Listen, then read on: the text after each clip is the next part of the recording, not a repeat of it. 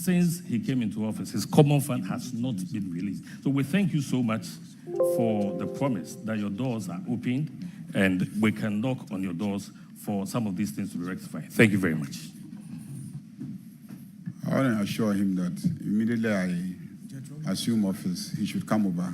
There's no basis for his common fund not being released. The common fund has been released by the common fund administrator and transferred to the assemblies. I believe that maybe what he's saying is that he has instructed procurements and those are not being processed by the assembly. So that I will make sure happens expeditiously.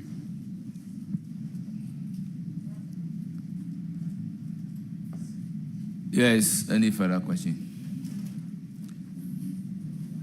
Very well. I will then give the floor to Honorable Chasagbebe. Thank you very much, Chairman.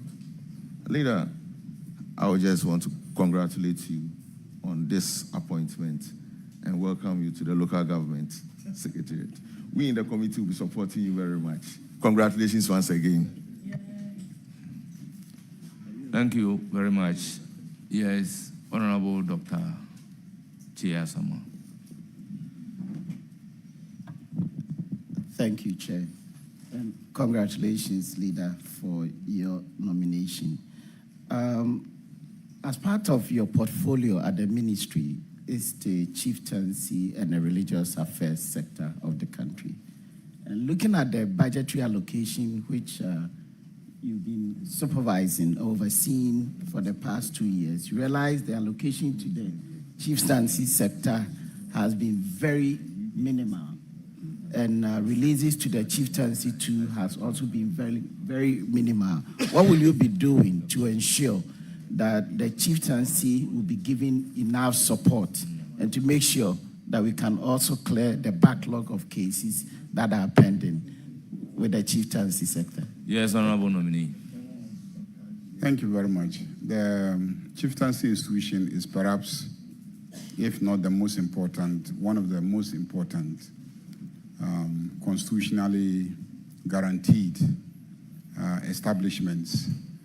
And we have, in the Constitution, assigned very important responsibilities to the chieftaincy institution. They are both a legislative body and an adjudicatory institution, from the traditional council level to the paramountcy, to the regional House of Chiefs, to the National House of Chiefs.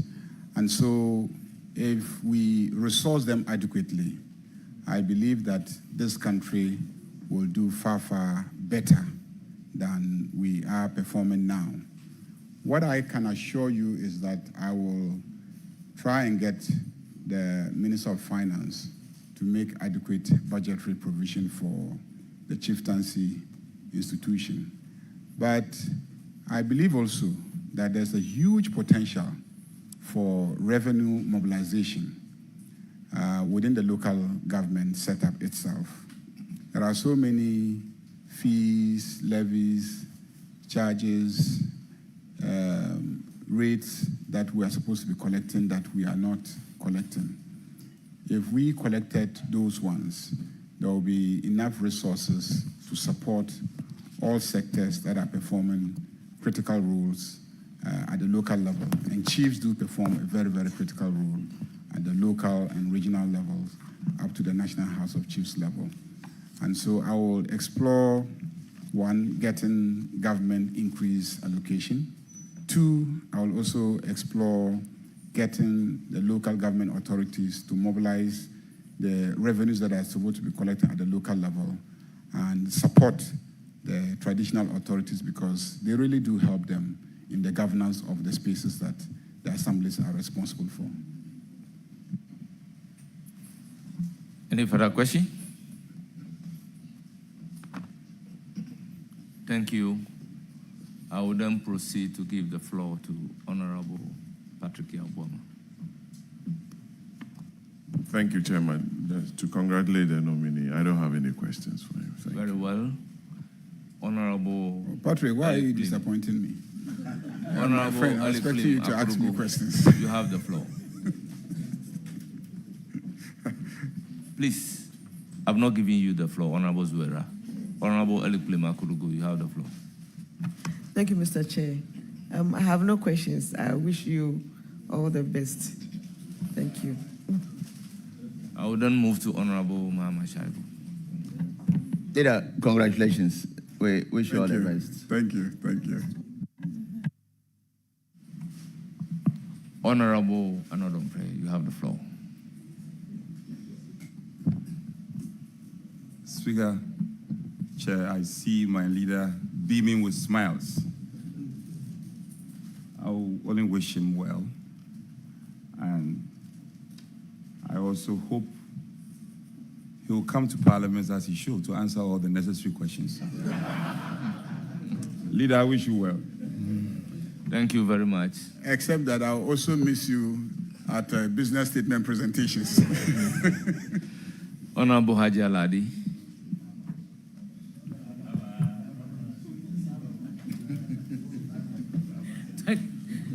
Honorable members, why are you saying bye-bye? Not you have not said so. Thank you, Chairman and Speaker. Chairman, you've already heard them telling me what to say. Very well. And they were all wanting to say it, but because they don't have the power. Now that it has come to my attention, this is in my own house, my backyard. Yes. So everybody is going to join me to say congratulations and bye-bye.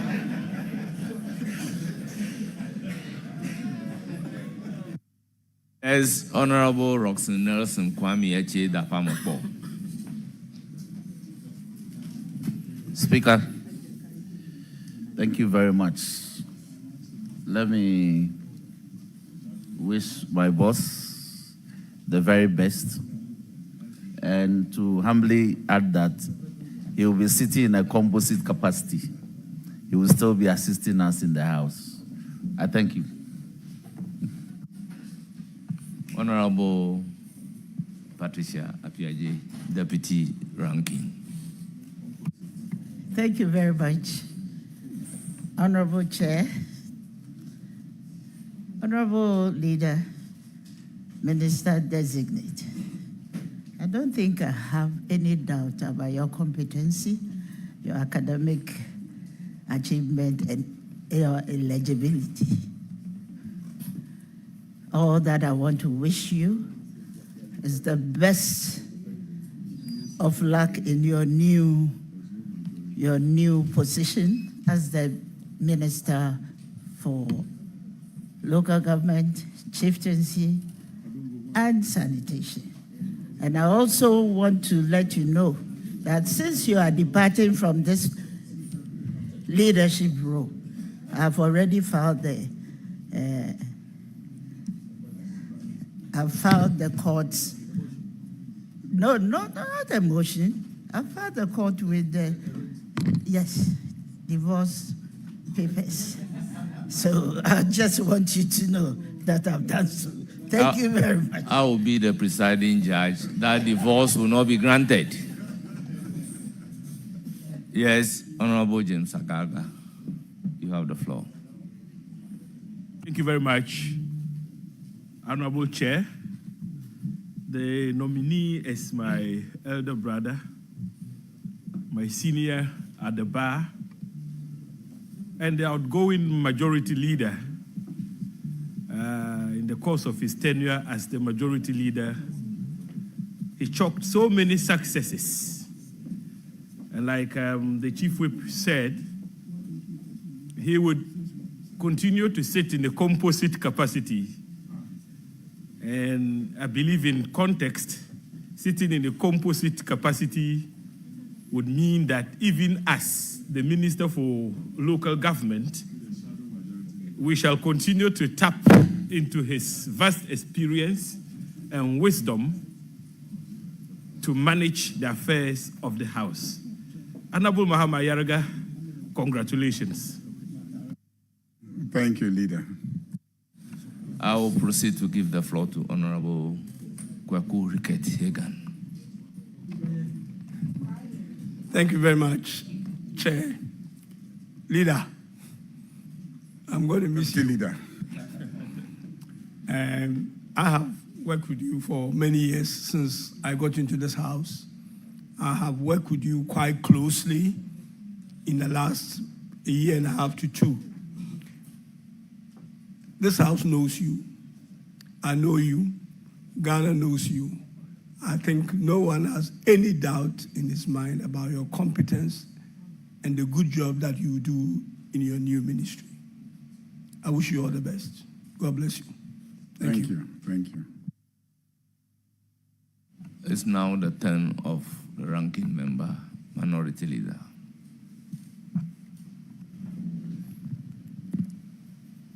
Leader,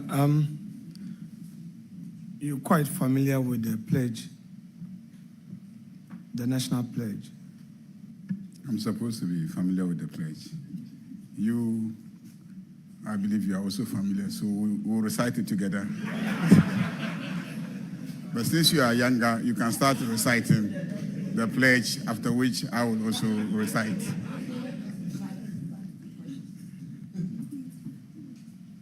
You are on oath. All right, so you would want us to give us, you want to give us the benefit of the pledge? I think that I'm one of those who believe that the values captured in our national pledge and our national anthem should be the defining value of every Ghanaian. And so we should not forget it. Many of us make a mistake as we age, we forget the national pledge. So I haven't forgotten the pledge. And so if you want me to recite the pledge, I will. And I urge Ghanaians to try and also revisit the pledge if they have forgotten. And for the younger generation to not just recite it, but pay attention to what it says that we are supposed to do as citizens and live by those principles. So I promise on my honor to be faithful and loyal to Ghana, my motherland. I pledge myself to the service of Ghana with all my heart and with all my strength. I promise to hold in high esteem our heritage won for us through the blood and toil of our fathers. And I pledge myself in all things to uphold and defend the good name of Ghana. So help me God.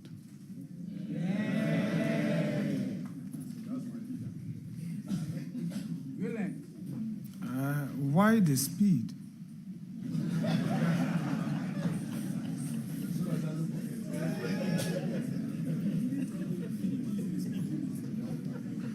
Yeah, you're a very good lawyer. If you want me to move slow, you should have said recite it slowly. If you wanted me to recite at medium speed, you should have said recite at medium speed. If you wanted me to recite at high speed, but you left the option open. And we committed this to memory as children, and so since childhood, this is how I recite it. Now, respected colleague,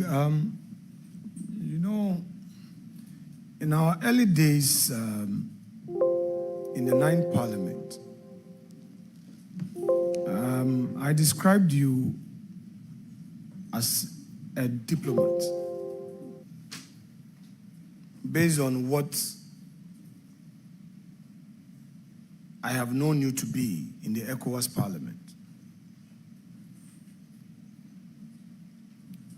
How do you hope to bring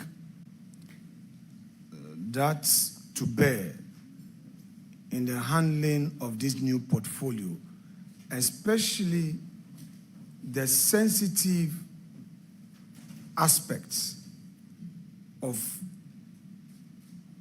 chieftaincy and religious affairs? Well, I don't know if I'm a diplomat or not, but I do my best. I have gone around a bit, even though at a relatively young age. And so I have seen a lot of things. And that experience informs my approach to the way that I do things. First thing is the skill of listening. The skill of listening.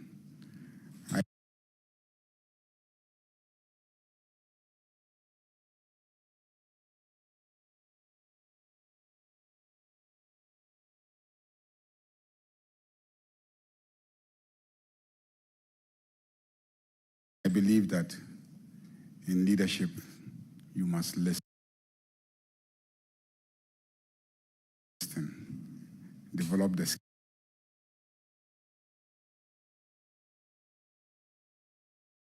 skill of listening and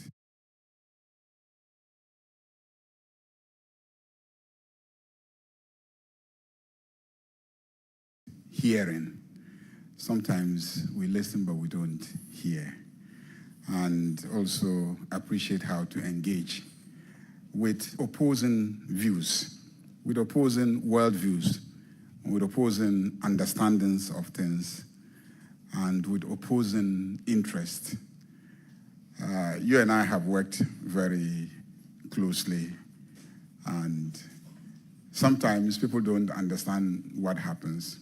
Your job as a minority to criticize and bring out alternative ideas. My job as majority is to make sure that government business is executed. And so whatever you do, trust me, personally, I have no problem. But understand also that at the end of it all, I will get government business done. I'll get government business done. So if you are forthright in your dealings with people and they know how you work and you know how they work, you will be able to minimize friction. So chieftaincy is one very sensitive area. I think that the first thing everybody has to understand is that no minister of state has the authority under our constitution to interfere or meddle in chieftaincy matters. It's not the business of a minister to meddle in chieftaincy matters, to interfere in chieftaincy matters.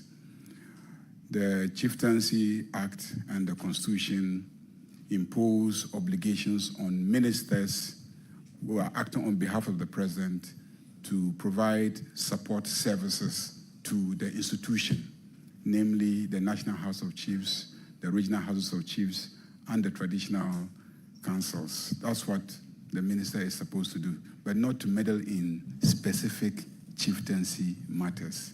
When there is a matter that is actually a chieftaincy matter, it is only the Regional and National House of Chiefs and the Supreme Court that have jurisdiction. Yours is just to provide a facilitating, role if it is needed by either the National House of Chiefs or the Regional House of Chiefs by way of supporting them, as mentioned earlier on, resources so that they can adjudicate the cases expeditiously and dispose of them.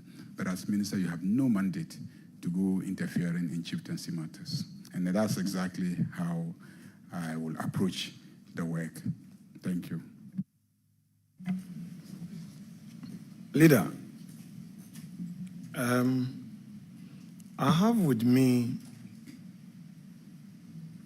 a petition dated the 15th of August, 2026, from the Mamprogu Traditional Council with reference number MTC/P27/52/442. I received it at 10:41 a.m. on the 20th of August, 2026. In this petition, the petitioners contend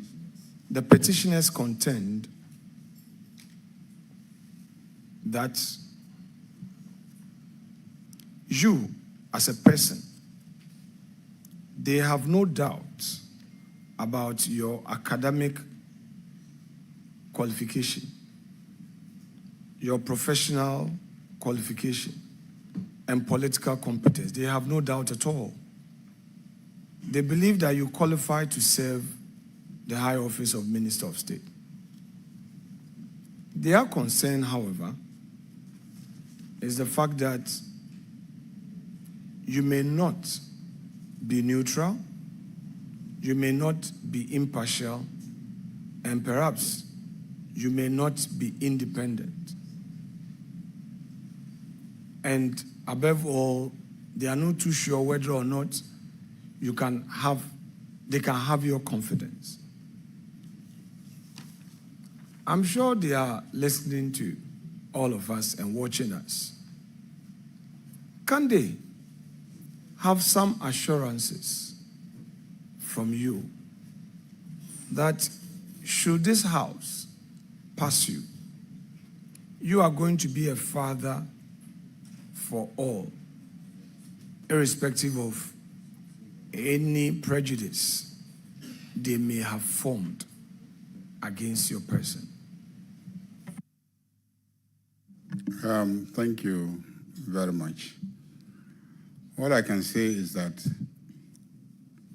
my mother is a Mamprushi. Mamprushis are my uncles. They are partly responsible for my upbringing and training. If I fail in this new job, then it means that there's a defect in the way they have trained me. And I believe that they have trained me well, and I'll vindicate them by living up to their expectations. That I can promise them. I can promise my grandfather, the Nairi, that in my capacity as Minister for Chieftaincy Affairs, I will definitely live up to his expectations. Thank you.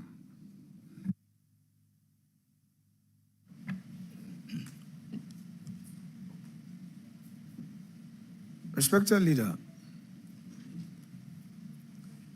now you delve into District Assembly revenue mobilization. I heard you on very strong points in one of your very brilliant submissions on the House floor when we were considering the common fund allocations, where you held a view that very impoverished districts should be given more, and those others in their cities who can rely on the private sector for revenue should be encouraged to formulate policies that would enable them make revenue. Would you want to seize this opportunity to explain that better and how a ministerial policy can be enacted to achieve that purpose? I say so because I am myself a product of the District Assembly. My politics started as an assemblyman. I became a presiding member. And oftentimes our MMDCs are redundant.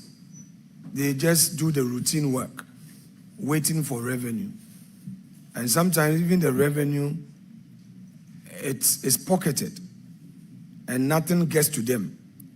The systems in place to do the checks and balances are not there.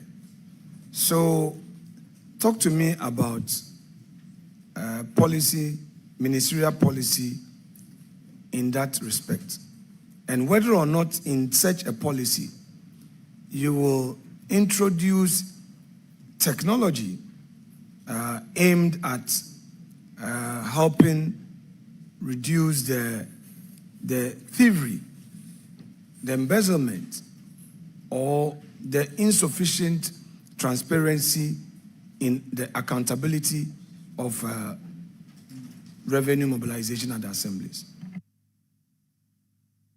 Thank you very much. I also started as an assembly member. I just didn't have the fortune to be a presiding member like you. I'm very passionate about local governance. I think that the first thing people have to know is that it is the intention of our Constitution that assemblies should be self-financing. That's actually the intention of the Constitution, that assemblies should be self-financing. And your capacity to be self-financing is one of the criteria used to determine whether or not you should be granted assembly status. So you're supposed to be self-financing first, and then the constitutional architecture to share part of the central government revenue says that the revenue that is sent to you as common fund money is only for development, even though the Constitution does not define what development is. We all, understand what development is: infrastructure, clinics, and etc. But the management of the assembly, the expenses of the assembly, is supposed to come from the assembly itself. That we have largely failed to achieve. The second thing that I want to say is that when I was nominated, my friend, the finance minister, called me to congratulate me. And I said to him, I will be richer than you soon. That's to say my Ministry of Local Government, will be richer than you soon. And so how will you get richer than me? I said, because as for you, you can only collect VAT, and then you collect income tax, and then you are at the port collecting import levies and etc. But the DCE can collect revenue rates on every single building and property sitting in his district, and he can collect it every year. He can collect basic rate, what the whites used to call poll tax, on every citizen residing in that district, and collect market tolls, collect lorry park tolls, collect all sorts of levies. I mean, when you go through the Local Governance Act, from section 137 onwards, you see the list of things that the assemblies are supposed to be collecting. The last time I sat with some experts to do some basic analysis, from property rates alone, I believe that the assemblies could be collecting close to 20 billion Ghana cedis annually. Just property rates alone, at very, very conservative figures. And so the potential exists. I was having a conversation with some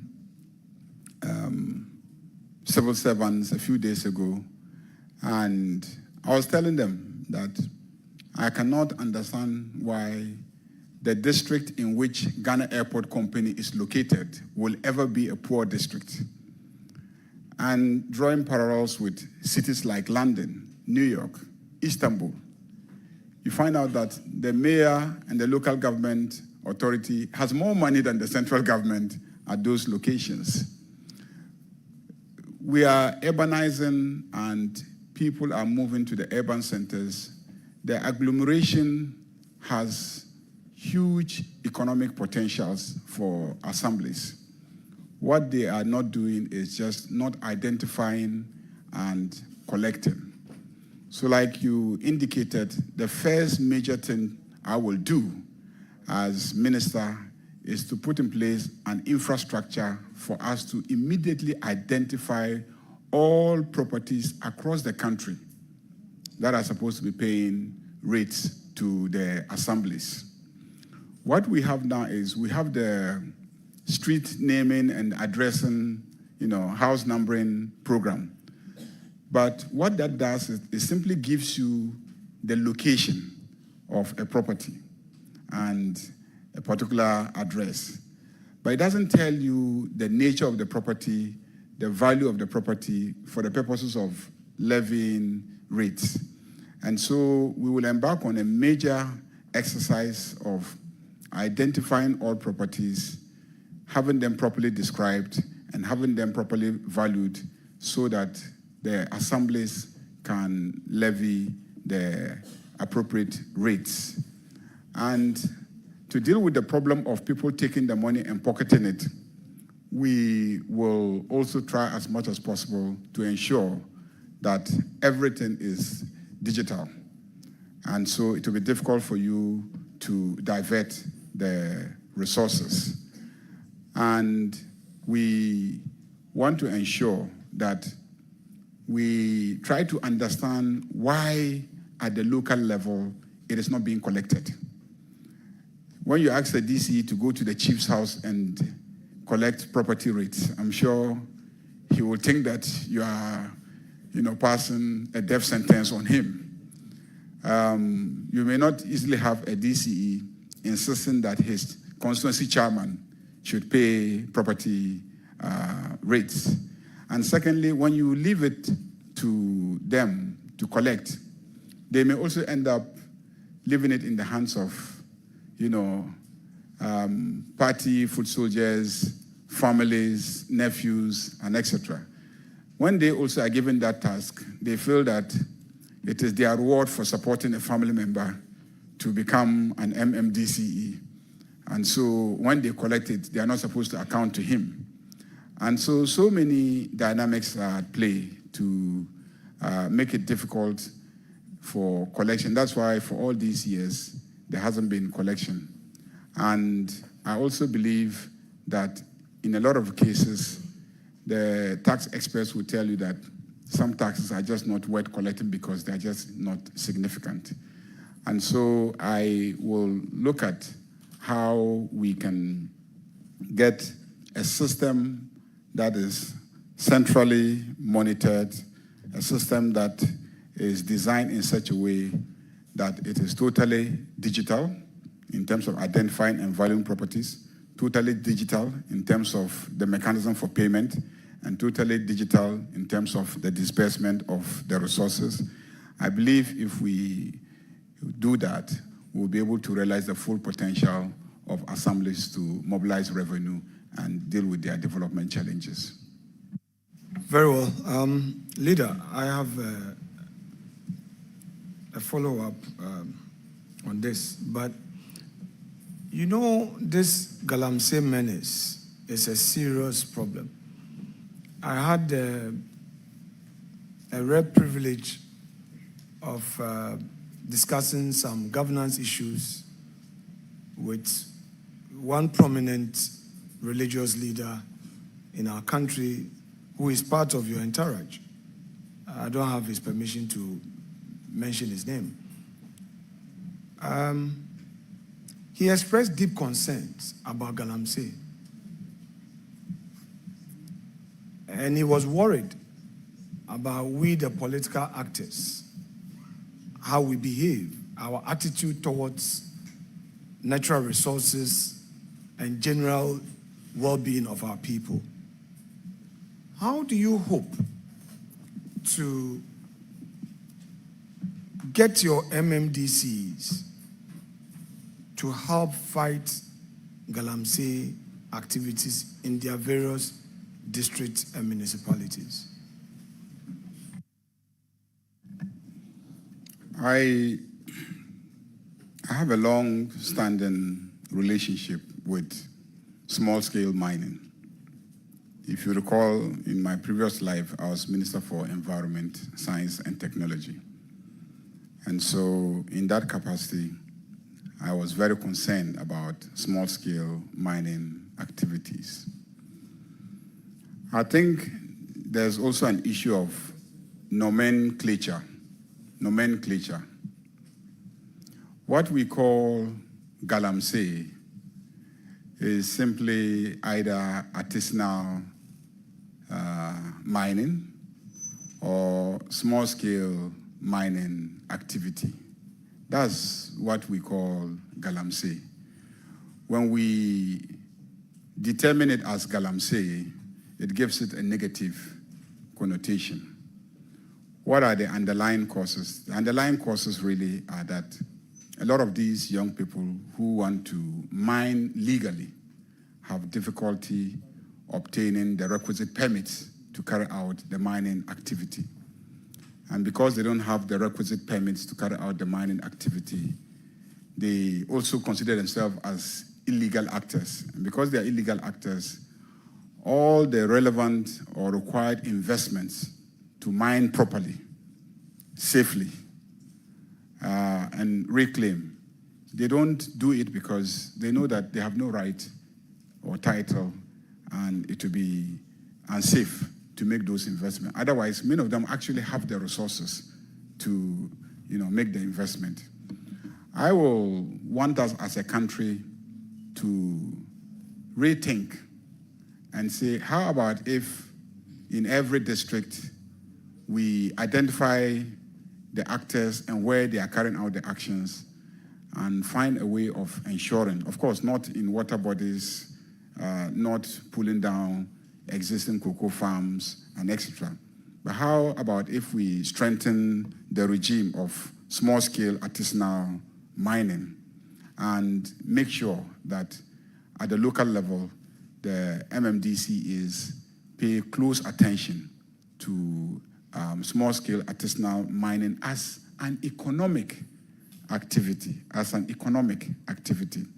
Why would we be interested in Newmont coming to carry out large-scale mining here, and yet in areas where the defined ore is not worth large-scale mining, but there's still some gold, we don't also now try to structure, the artisans and the young people to carry out small-scale mining activity legitimately. So I will approach the job with that attitude that let's engage, let's ensure that they are doing it legally, let's invest in EPA and have a lot of personnel at the EPA, let's invest in Minerals Commission and have a lot of mining engineers who are in every district, who identify every single space where a mining activity is taking place, who make sure that mining is conducted in a way that is consistent with all the environmental regulations,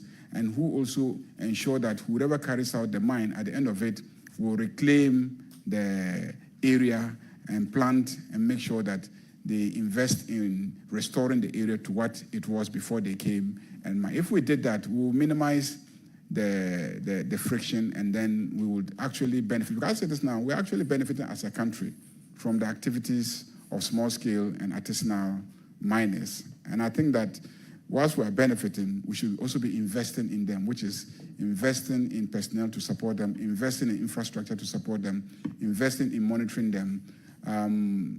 I recall you had a press conference some time ago. In fact, 2 or 3 days ago, there was also a press conference by the NPP who said, for instance, that the activities of Gold Board is encouraging illegal miners because they are not able to trace the gold to establish whether it is coming from a legal mining activity or an illegal mining activity. So what that calls for is that we must invest in trying to know the location where the gold is coming from and who is mining there and whether the person is mining legally or not. And in most cases, how do we ensure that they are mining legally? Because as a country, I don't think we are totally against mining. I think we're against mining in ways that destroy the environment, pollute the water bodies, and endanger the lives of all of us as Ghanaians.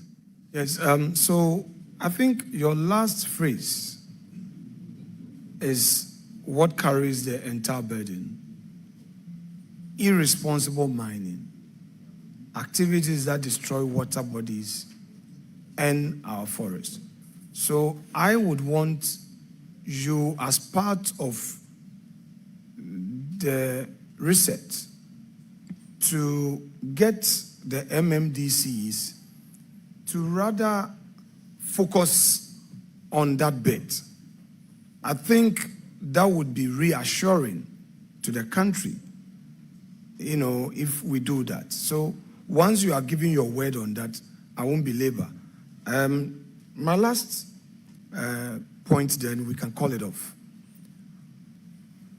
The Constitution talks about the local government concept, and it de-emphasizes the partisanship nature of it.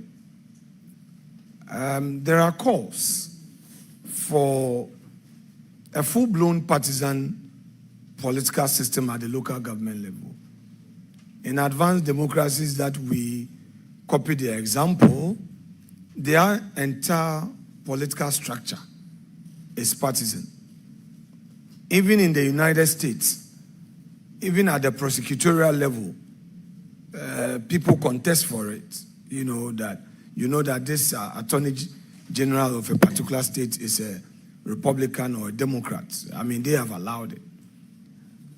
Now, we are a bit concerned about what we have heard recently in circles of government, that the constitutional amendment that is to be expected, there's a proposal for the president alone to have the mandate to nominate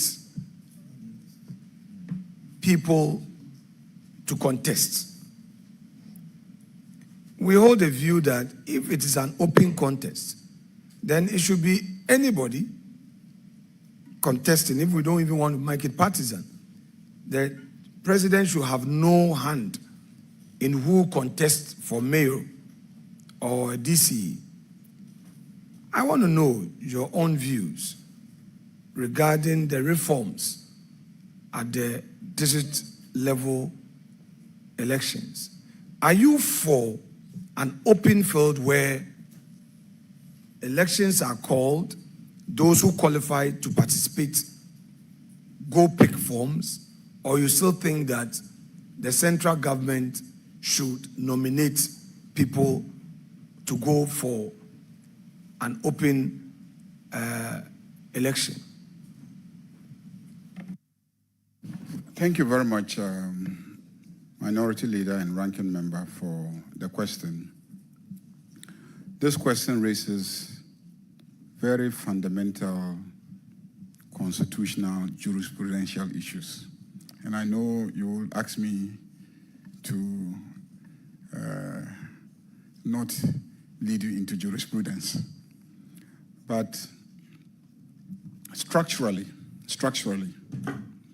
what we have now is a situation where, one, we want to maintain a unitary state.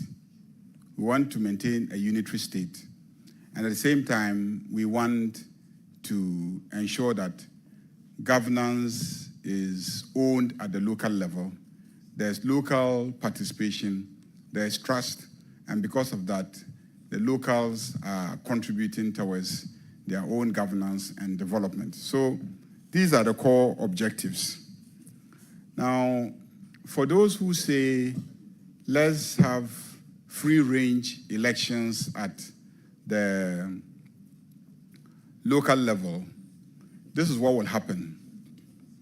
We'll be electing two people who will have executive powers.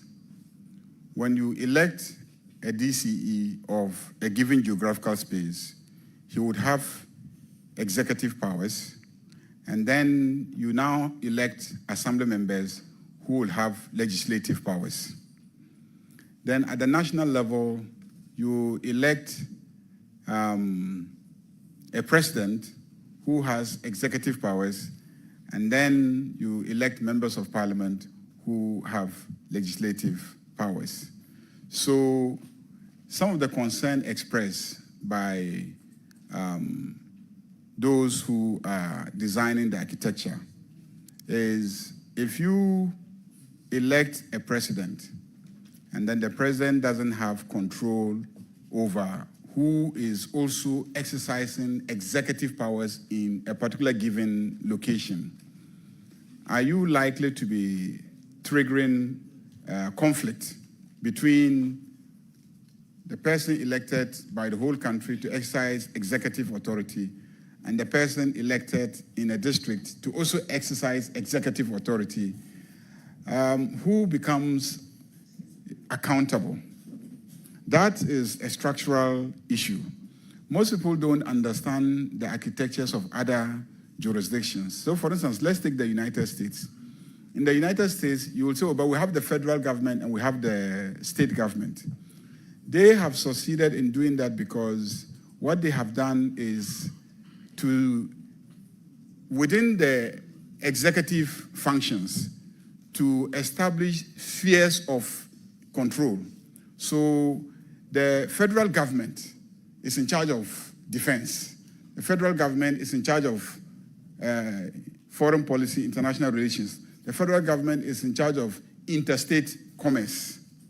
Okay? So you have defined specific areas of executive power that is reserved to the federal government. Every other power is left to the state. So when you elect a state governor, he knows his territory. He doesn't interfere in the territory of the federal government. That's why you will watch movies. For those of you who have lived in the US, you will see that you have the state having its own police force. New York police, Los Angeles police. You never hear federal government police. Federal government have their federal government bureau, you get it? So even in terms of, security sector, spheres are defined. That's why you're watching a movie and then there's a crime committed, then the local police get there, then the federal council say, no, this one is ours, this one is not yours. You get it?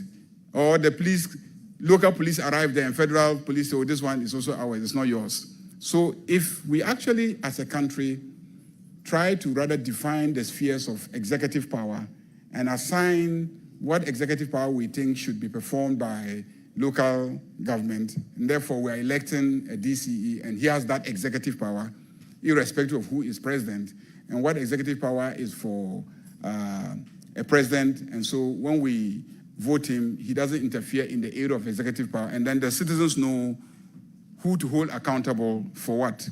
The same way even in the United Kingdom, people don't realize it. The real governance structures there are the local authorities. Then, of course, you now have the prime minister, and they focus on some other areas. But if you go to London, you have London Metropolitan Police. You get the situation. I don't recall seeing any other rival authority.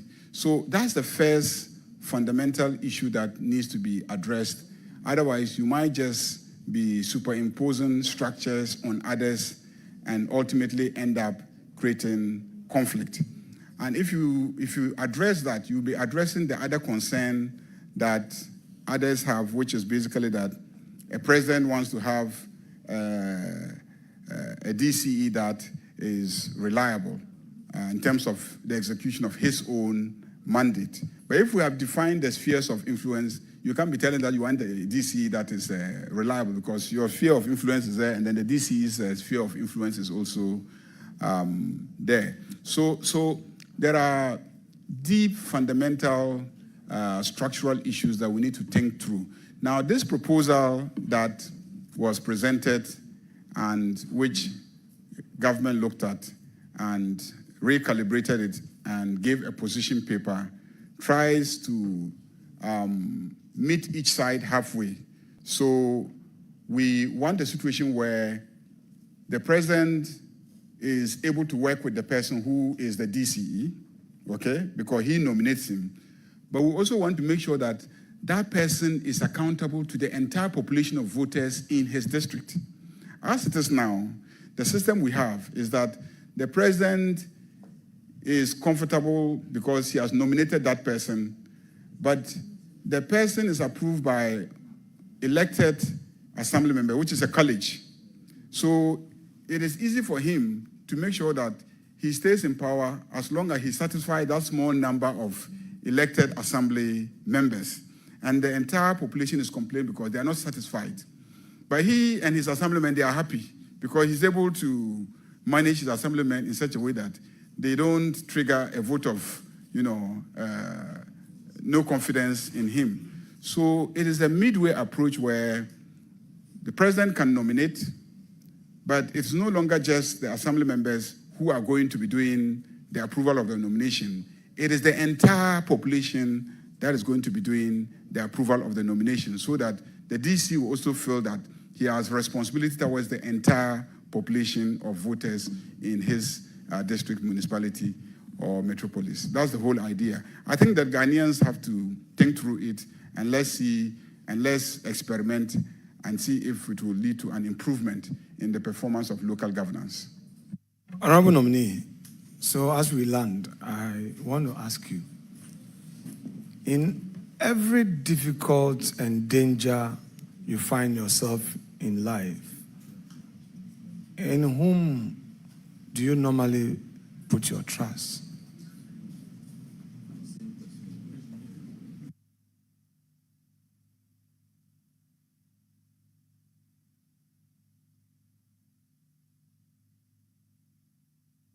Yes, honorable nominee. You want me to ask you? Recently, when I got married in my lovely wife.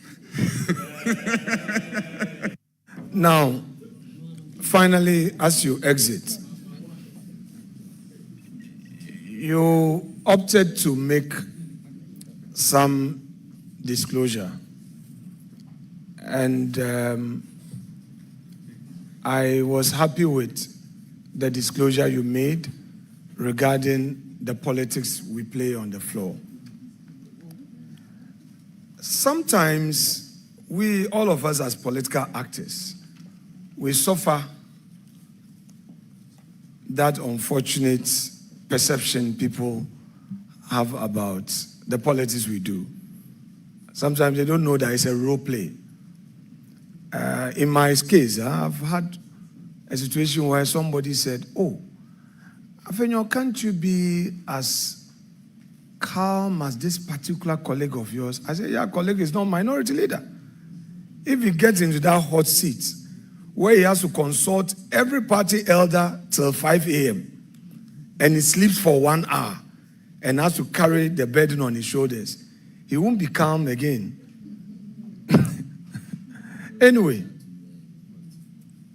I want to ask you, for those who don't know you and I, if somebody asks you to describe Afenyo Markin as your opposite number, Ayaga,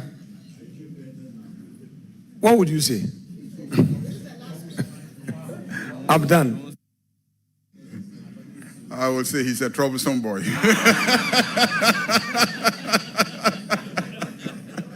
He is indeed troublesome. But I will also add that he is somebody you can trust when you are dealing with him. When I say trust, wait till I define trust. You can trust that he will cause trouble.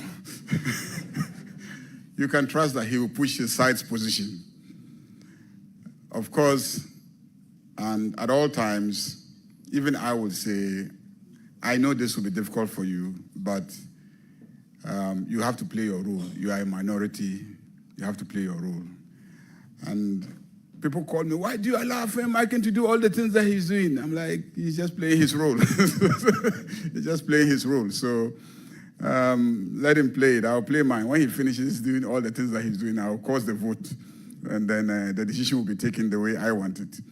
So that has been it. But, in addition, working with you in the last 1.5 years, I've come to know you as a person of integrity and honesty.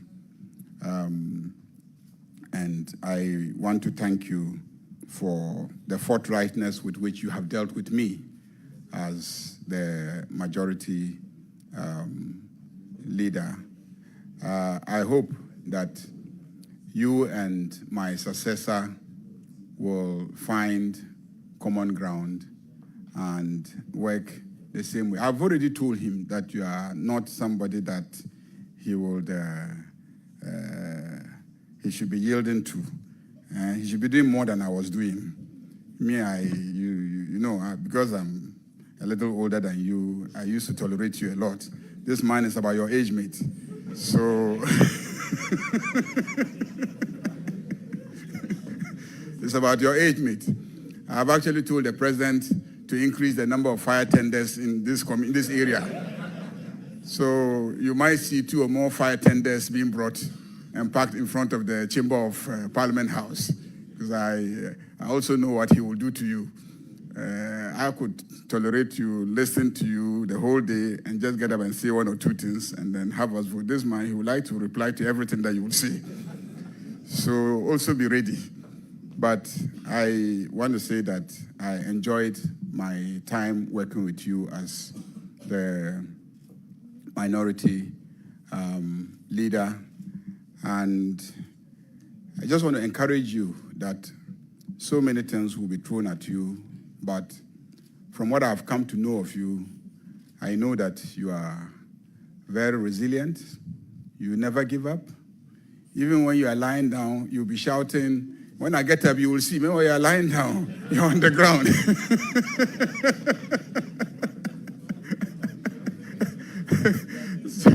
So anyway, but I honestly enjoy your friendship. I enjoyed your friendship, and I do appreciate that. And the entire minority caucus, who will make all the noise, but in the end will support, sometimes even support more than my own, side, to ensure that bills are passed, approvals are given, and etc.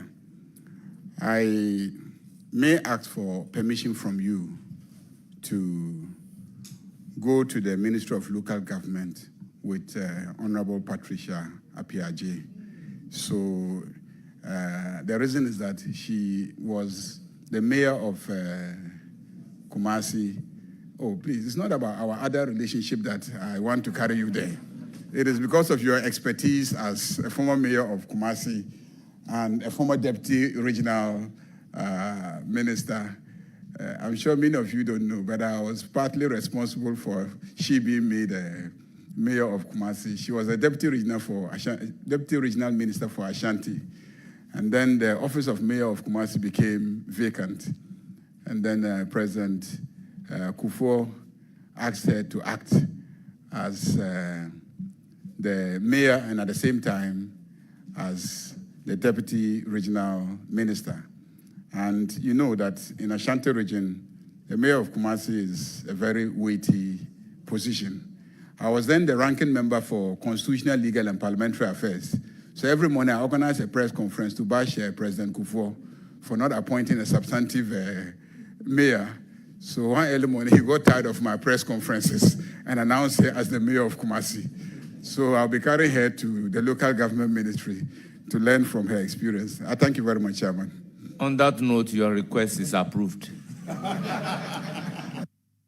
Yes, Chair, I know that you are always in a hurry to dispossess me of this woman.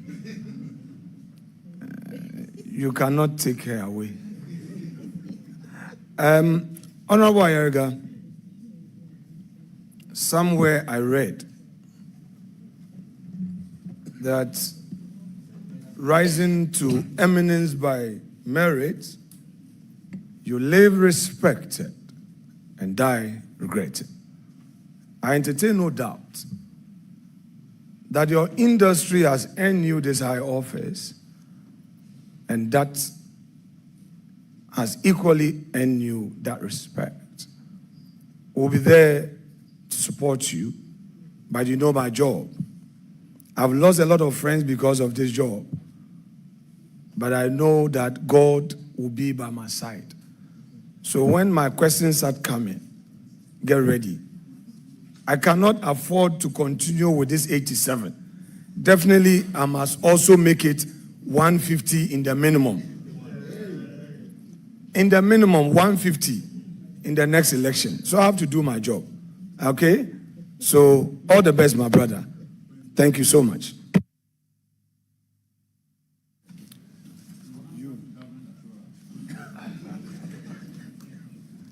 Honorable Ayariga, I have no question for you, but really I want you to clarify a position regarding your answer to the utilization of the common fund. I want you to be specific. The percentage of the common fund that the MPs are entitled to authorize utilization, in order not to create the impression that MPs are entitled to the entire Oh, no, fund. MPs are clearly not entitled. I indicated that what has been allocated by Parliament to members of Parliament, that's the only amount that you are entitled, not the common fund of the Assembly. The common fund of the Assembly is, the utilization is determined based on the guidelines given by the ministry to the various assemblies and decisions of the Assembly regarding what projects they want to undertake and where they want to locate the project and who they want to execute the project. But there's a small amount that is allocated by Parliament to the members of Parliament in the formula. I mean, it's been challenged constitutionally and etc. We all know about that. But it's just a small amount of money that Parliament allocates. It is sitting at the Assembly, but when there are petty projects like, you know, emergencies in the constituency, the MP can direct the Assembly that I visited community A and then the windstorm destroyed the school building. I visited community B and then the clinic has run out of some basic amenities. And so I want the Assembly to procure, you know, these things and send to these facilities. And so the management of it is actually by the Assembly. The money goes to the accounts of the Assembly. But at the Assembly, they have created account for the Member of Parliament, which they call the MP's account, but it is sitting at the Assembly. And the MP has to give the instruction to the coordinating director.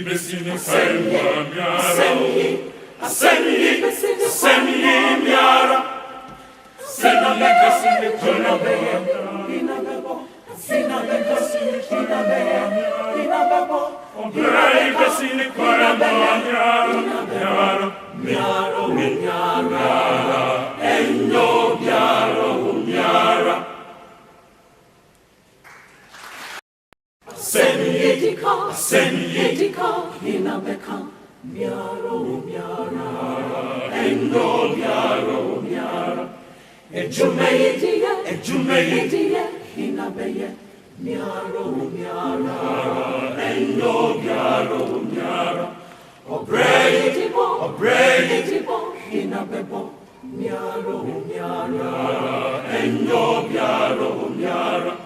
Asemi, besini, kwenwa, miara. Asemi,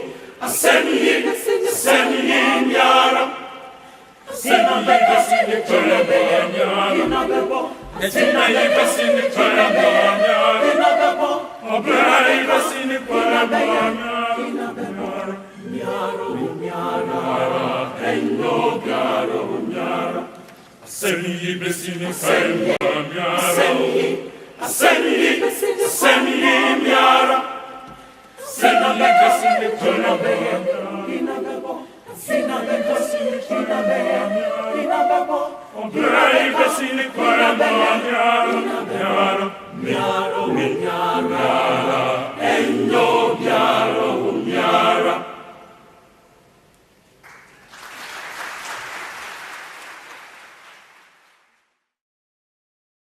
Seni, inabeka, miaro, miara, enyo, miaro, miara. Ejume, inabeye, miaro, miara, enyo, miaro, miara. Obrei, inabebo, miaro, miara, enyo, miaro, miara. Asemi, besini, kwenwa, miara. Asemi, miara. Asemi, besini, kwenwa, miara. Etina, besini, kwenwa, miara. Obrai, besini, kwenwa, miara. Miaro, miara, enyo, miaro, miara. Asemi, besini, kwenwa, miara. Asemi, miara. Sina besini, kwenwa, miara. Sina besini, kwenwa, miara. Obrai, besini, kwenwa, miara. Miaro, miara, enyo, miaro, miara.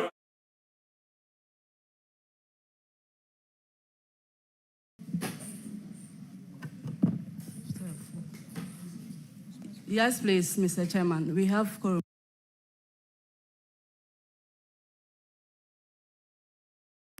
Seni, inabeka, miaro, miara, enyo, miaro, miara. Ejume, inabeye, miaro, miara, enyo, miaro, miara. Obrei, inabebo, miaro, miara, enyo, miaro, miara. Asemi, besini, kwenwa, miara. Asemi, miara. Asemi, besini,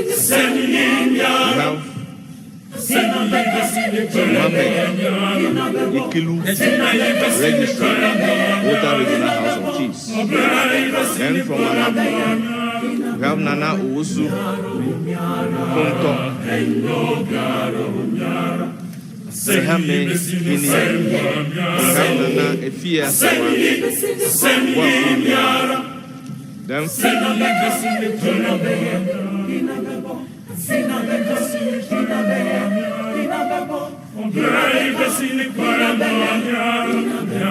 we have Pugna Chana, Abdul Razak, Paramount Queen Mother Singh. We have Ben Obri Asamoah, Registrar, Upper West Regional House of Chiefs.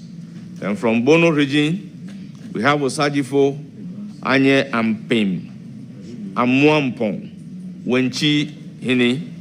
We have Nana Ya Ansua, Droboma Hima. We have David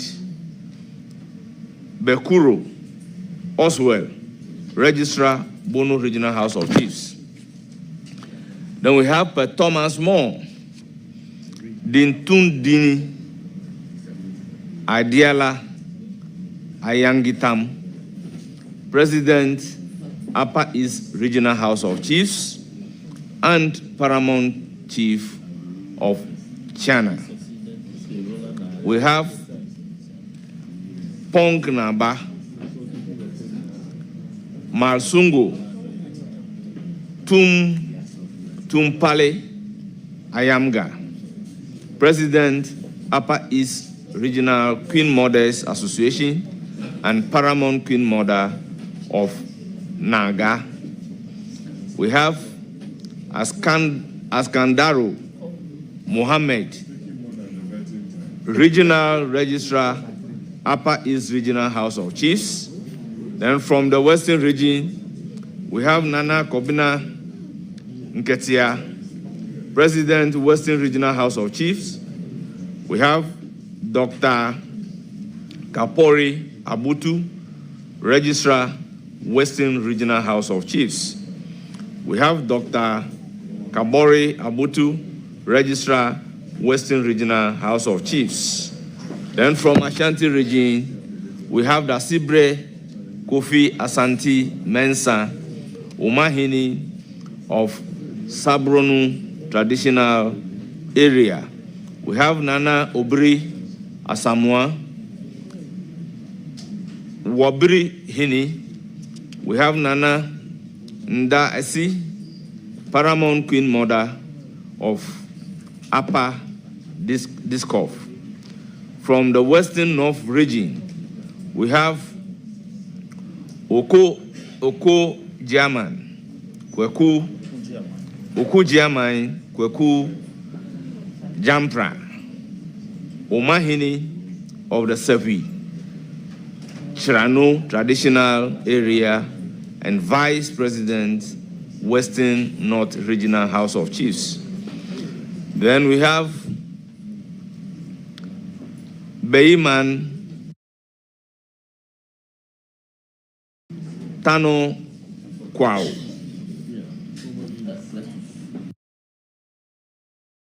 Benu III, Umahini of the Awawin Traditional Area. We also have Roberta Champon, Registrar, Western North Regional House of Chiefs. Then from Bono East region, we have Nana Owusu Sechi, Basahini, and President of Bono East Regional House of Chiefs. We also have Nana Ya Basahini, Queen Mother. We have Dela Dixon, Epeso, Principal Research Officer. From Greater Accra region, we have King Professor Odaifio Wulenchi, President of Greater Accra Regional House of Chiefs, and Nungwa Manche. Then we have Tache Ni Laye Akwete. Very well, I'm reading what is here. So it's Lache Ni Laye Akwete. We have Kantamanso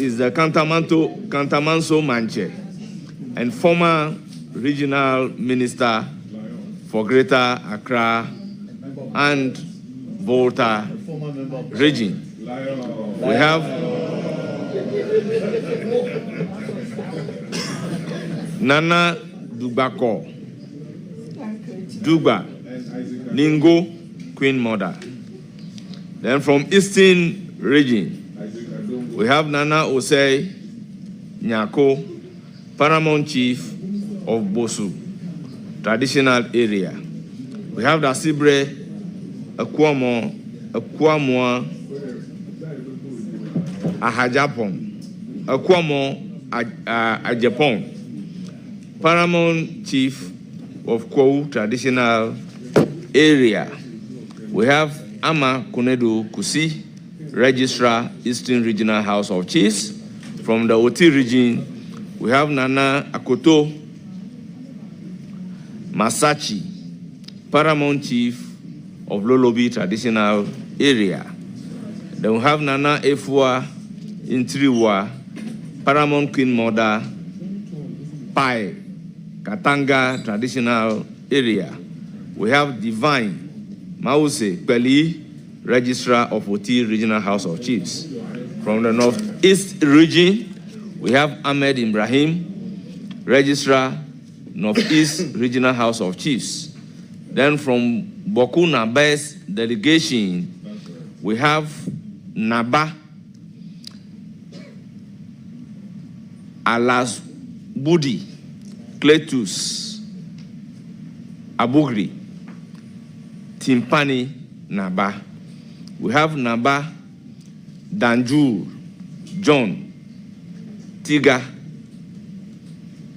Pikuria, Dan. We have Naba, Noini, Alaji, Apam, Nuhu, Upper East Community Chief in the Central Region. We have Chief Alaji Faisal